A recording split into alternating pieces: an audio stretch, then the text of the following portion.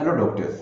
ആയുർവേദം നമുക്ക് ഒരുപാട് കാലാതീതമായിട്ടുള്ള അറിവ് നമുക്ക് തന്നിട്ടുണ്ട്. നമ്മളിൽ ഒരുപാട് പേര് നല്ല നല്ല കഴിവുകളുള്ള, നല്ല അറിവുള്ള, നല്ല ചികിത്സകരുമുണ്ട്, നല്ല പണ്ഡിതന്മാരുമുണ്ട്.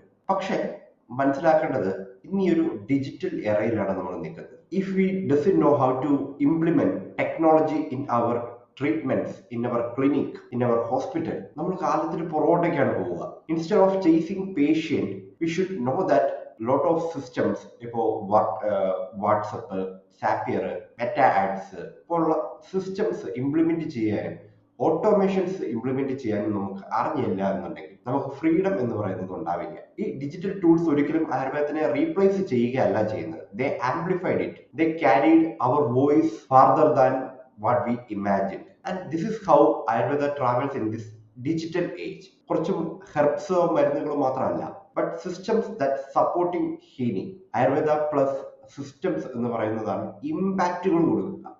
മൾട്ടിപ്പിൾ ലെഗസീസ് ബിൽഡ് ചെയ്യാൻ ഇന്ന് സാധിക്കും. ഇന്ന് 50 കൊല്ലമോ 40 കൊല്ലമോ ഒന്നും വേണ്ട, ജസ്റ്റ് 1 or 2 years മതി.